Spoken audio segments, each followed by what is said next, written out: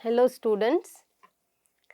So in our last class we made a comparison of the embodied energy and its emission impact when we use conventional building materials and when we use alternate building materials, which are primarily renewable building materials. So we have seen the impact of renewable and non-renewable building materials on the emission of the buildings. And as a case to the point, we had compared a couple of case studies. Now what we will see today is, we will see the embodied carbon and some environmental impacts of various building materials.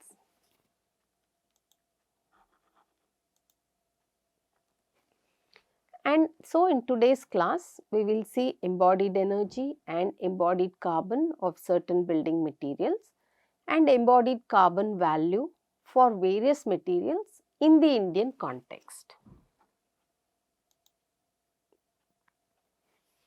Now, we find that in general, there is the environmental impact in each life cycle stage of the building varies.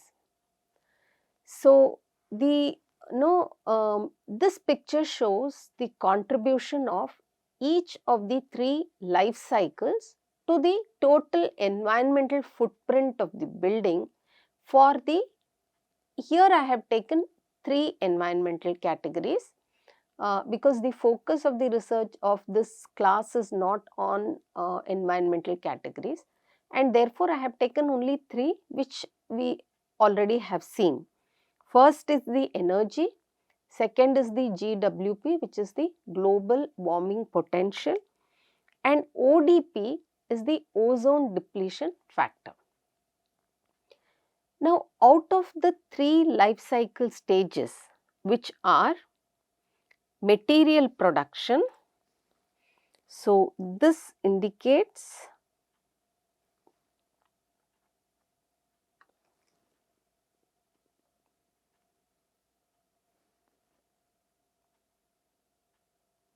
this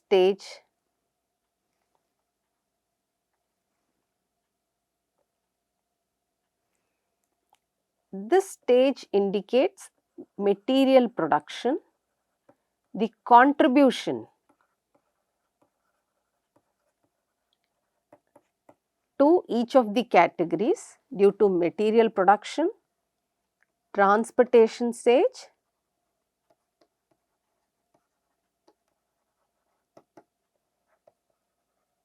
and this is the on-site construction stage.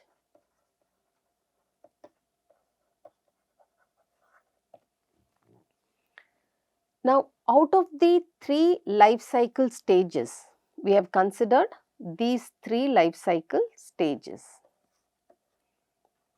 Three life cycle stages. We are considering only these three for now. The contribution of the material production is highest when it comes to the either energy category.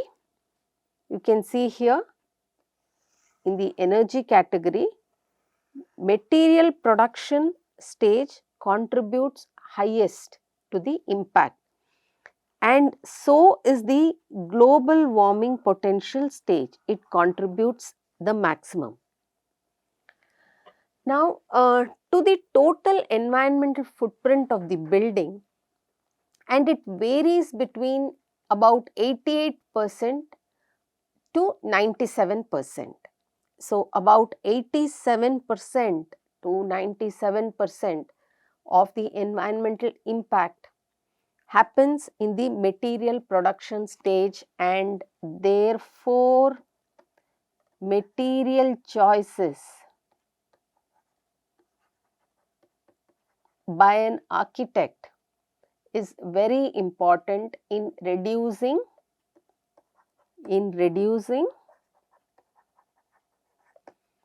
CO2 emissions, as can be seen from this part, the global warming potential, and in reducing carbon dioxide emissions and embodied energy. And therefore, use of renewable materials, renewable, earth friendly materials becomes very important, and that decision becomes very important. So, some studies show that steel, cement and bricks are major materials that contribute the most to the initial embodied energy profile, and especially now that we build a lot of apartments more than individual houses.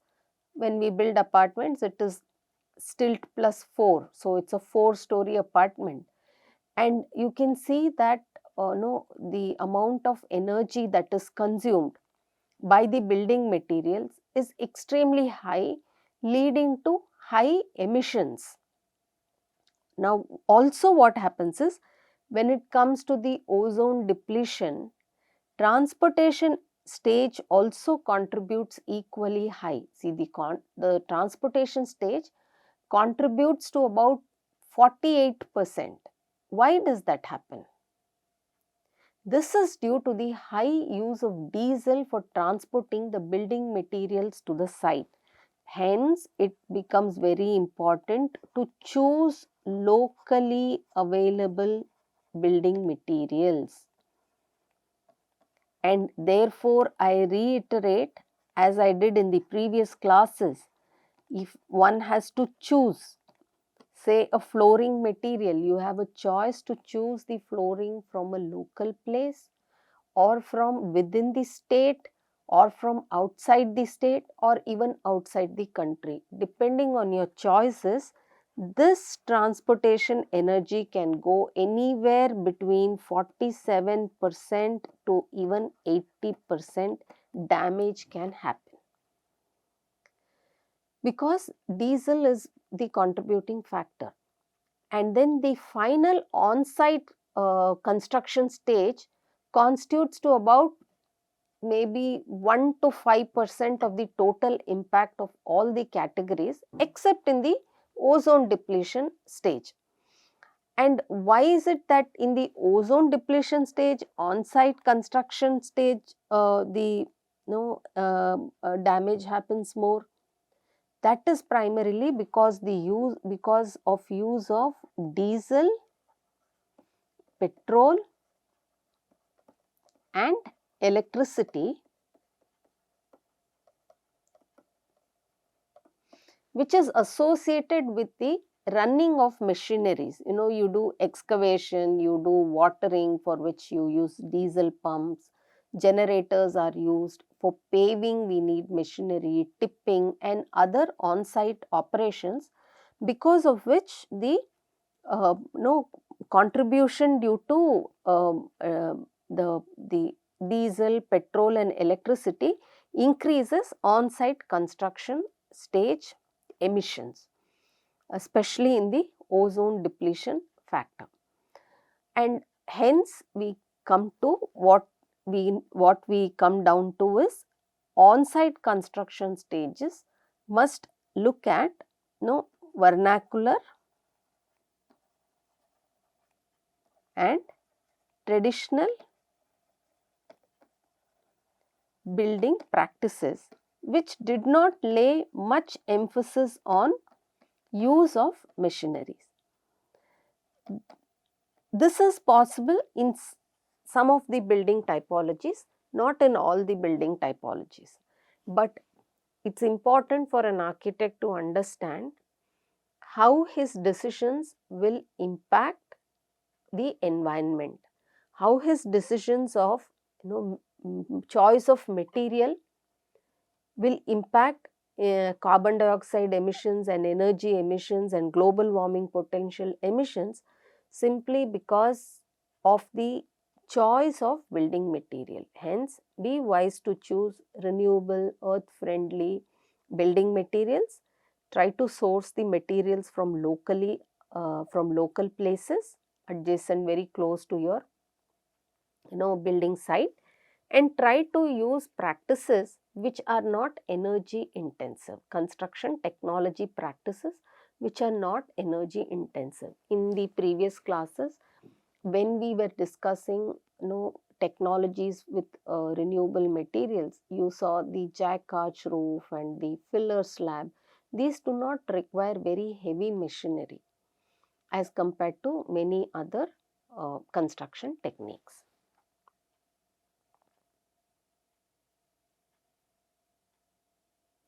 Next, we move on to material wise environmental impact. So when it comes to embodied carbon, this is the major materials that contribute to the most to the total environmental impact of a typical building. So in one study, about 78 building materials were taken, and the impact of which material contributes most was taken. You find that aluminum contributes substantially.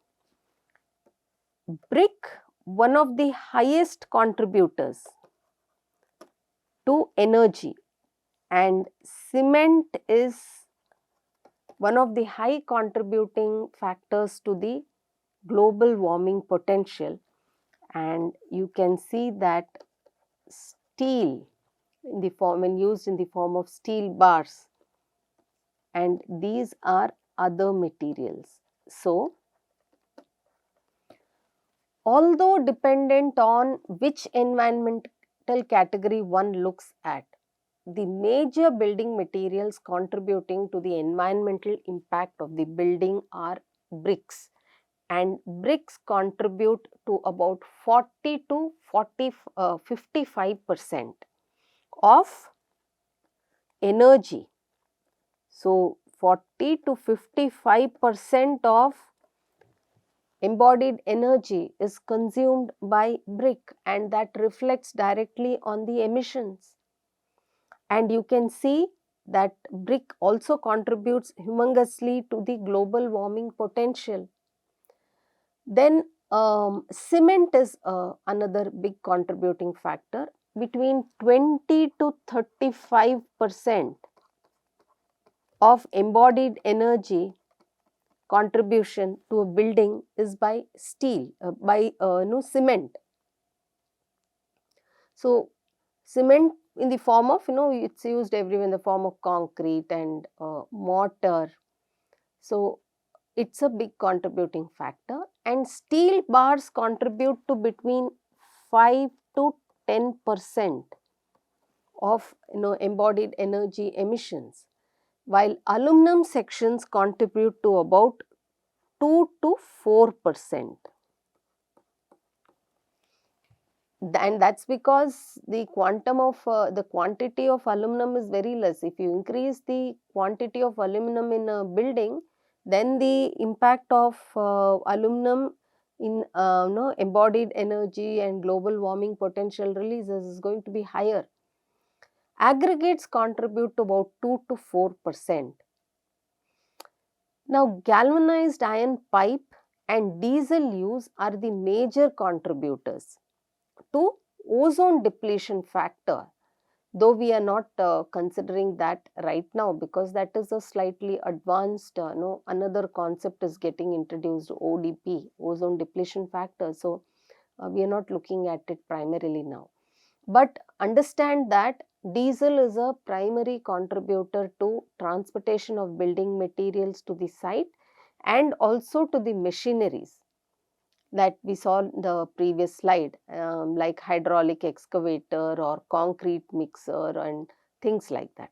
So from this we can make out, what we can conclude is that one needs to reconsider use of burnt bricks, because the fuel used for burning the bricks is a major reason for increase in embodied energy as well as global warming potential. So find out what could be the alternate to burnt bricks which would have less impact on the environment, and look at the binders that you use. Should the binders necessarily be cement?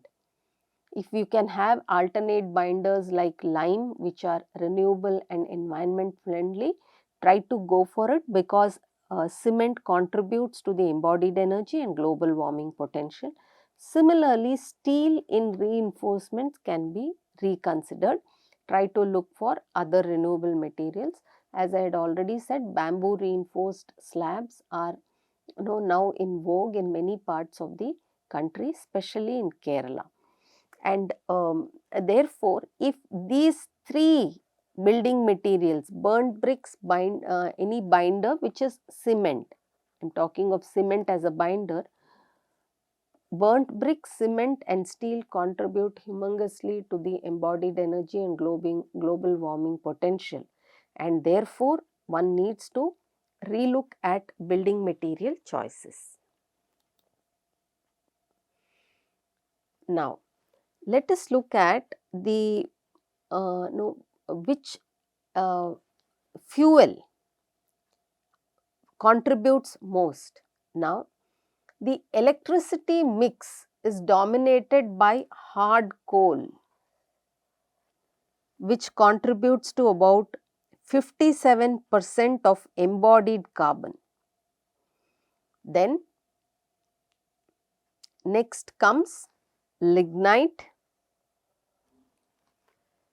So, the electricity mix is mainly, the contributor is hardcore, with substantial fractions generated from lignite, then hydro and natural gas resource. And smaller contributions come from nuclear, wind, fuel oil and biomass. And what is shown as other, it is composed of, say, photovoltaic, which is about 0.2% in this.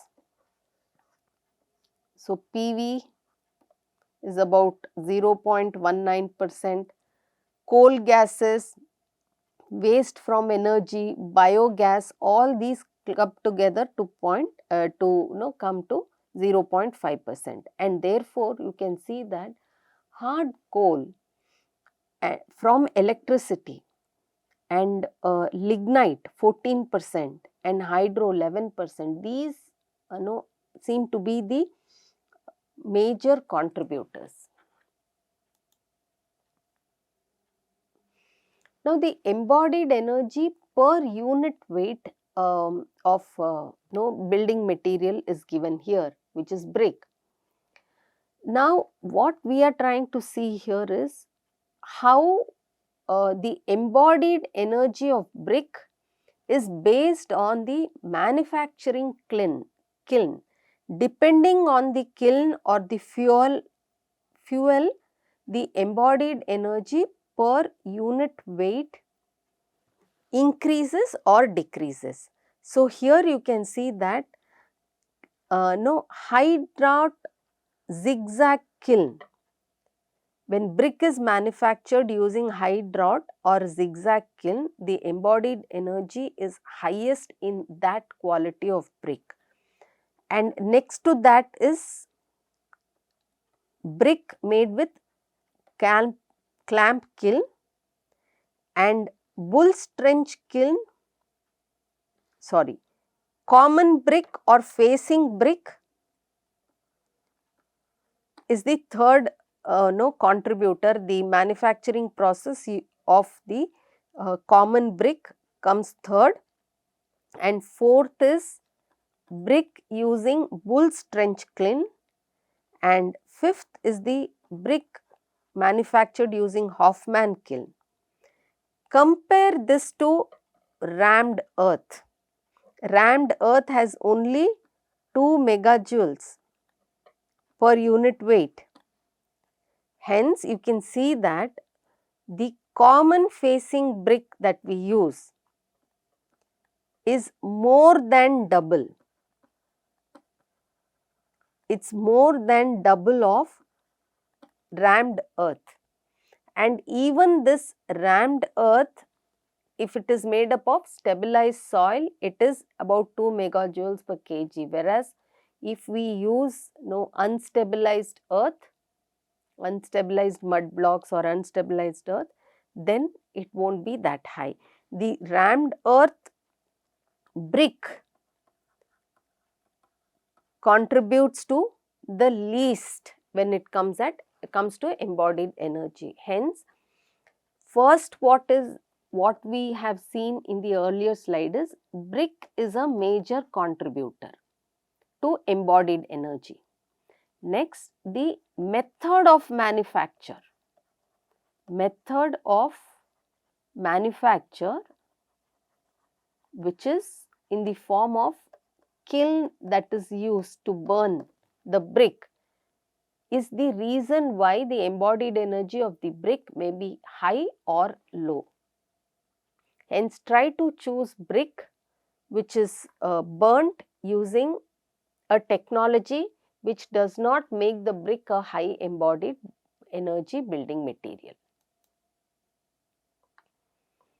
Now, we will compare the global warming potential of brick with respect to rammed earth. If you look at the global warming potential of brick, which is primarily related to the carbon dioxide emissions, you can see that the rammed earth, global warming potential of rammed earth is in negative. It is 0.0084. So, it is almost not releasing any carbon dioxide emissions. In fact, it is a very friendly, earth friendly material. While when you see the brick made with hydrot zigzag kiln, that is very high, that is 0.59 kg carbon dioxide equivalent, and brick calm kiln has a global warming potential of 0.57 kilogram carbon dioxide equivalent. And the third is, so this is the first, second and the third brick made with the common brick which is used for facing, ranks third when it comes to global warming potential and carbon dioxide release. Then the Bull's Trench kiln and Hoffman kiln, they are more or less similar in their global warming potential. Now, as compared to rammed earth, which is a carbon negative material, the bricks manufactured with other technologies in terms of baking the brick, burning the brick, the global warming potential rises significantly. The focus is more on brick because it is one of the materials which is used predominantly in most of the building materials in most of the buildings in our country. It is a conventional building material. Most of the residences are made up of brick walls with cement facing, with cement plaster, and therefore the choice of the brick in terms of the kiln where it is fired becomes very important in reducing the embodied energy and embodied carbon of that building. Let us now look at the contribution of different building item works to its total environmental impact. Now, here what we have done is this research considers 12 individual items of work, and it is found that brickwork Brickwork, it contributes to about 50 to 60% of embodied energy and global warming potential is due to brick, due to items where brickwork is involved. RCC contributes to about 20 to 30% of global warming potential as well as embodied energy release. So, all the RCC work, all work involving reinforced cement concrete, while all works related to aluminum contributes to about 4 to 5%. So, this is concrete RCC, I would say, not even concrete, RCC. And this is aluminum. Finish work also contributes to about 4 to 5% because the choice of the material becomes very important there. And these materials contribute the most to the total environment footprint of the building for energy and global warming potential. The flooring, waterproofing, finishing, drainage and woodwork, they all put together contribute to 2 to 5% of the total impact the building has on embodied energy as well as global warming potential. And all the remaining items of work contribute to less than 2% of the total impact for embodied energy and global warming potential. Hence, it becomes, in here you can also see that the PVC and woodwork contributes to about 3% of embodied energy and not for any other category, and hence it becomes very important for us to focus on which item of work in a building contributes more to embodied energy and global warming potential in combination to that building material.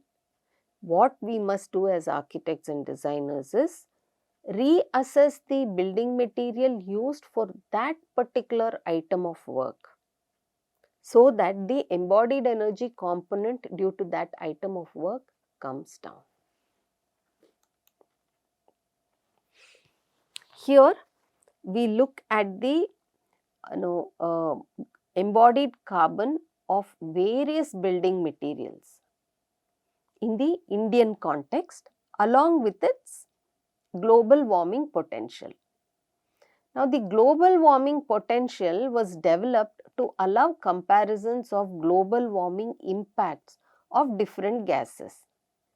So, we all know it is specifically a measure of how much energy the emission of 1 ton of a gas will absorb over a given period of time, relative to the emission of 1 ton of carbon dioxide, and therefore we call it as CO2 equivalent, carbon dioxide equivalent. The larger the global warming potential, the more that a given gas warms the earth compared to carbon dioxide over that period of time. The time period that we usually use is about 100 years, highlighting some of the materials with the highest and the lowest global warming values. So, here we can see that the material which has very high embodied energy, if we look at those materials, and even here if we look at brick, the way brick is manufactured, the global warming potential as well as the embodied energy changes, and we see that all these aluminum based materials, which are aluminum extruded profile or aluminum ingot or aluminum cladding or aluminum sheet, have extremely high embodied energy to the tune of about 300 megajoules. Then brick, this is for us to know in general. So aluminum has about 300 and brick has anywhere between 5 to 3.5 megajoules. And of course, based on how certain things are manufactured, if nylon is used in carpet, its embodied energy becomes very high to the tune of 130. Adhesives are another compound that is used in the building sector, which has very high embodied energy. And if we look at the global warming potential, aluminum seems to have a very, very high global warming potential to the tune of about 30 to 35 carbon dioxide equivalent. That way, at least brick does not have too much of global warming potential as compared to aluminum, but it is still significant considering the quantum of brick, the amount of brick that is used in any building. I mean, that much of brick is not, that much of material is not, aluminum is not used in buildings. And but nevertheless, in comparison to aluminum, brick global warming potential is less because the primary material there is earth, and all the damage that happens primarily is because of the fuel that is used for burning. So high embodied carbon materials have high intensive raw material extraction process or the manufacturing process, or sometimes both, and that is the reason why aluminum or carpets or steel and PVC has such high embodied carbon values, whereas low embodied carbon materials are usually the ones that are renewable rapidly. We can take it directly from nature and they do not involve too much of processing. For example, timber or using mud plaster, straw bales, bamboos, these are all low embodied, low carbon materials because they do not involve too much of energy for its extraction and processing.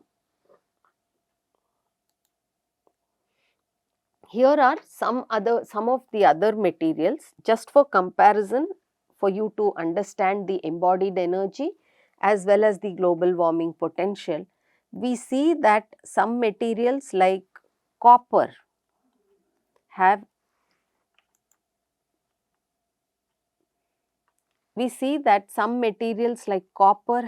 very high embodied energy as well as global warming potential. Both are high for copper.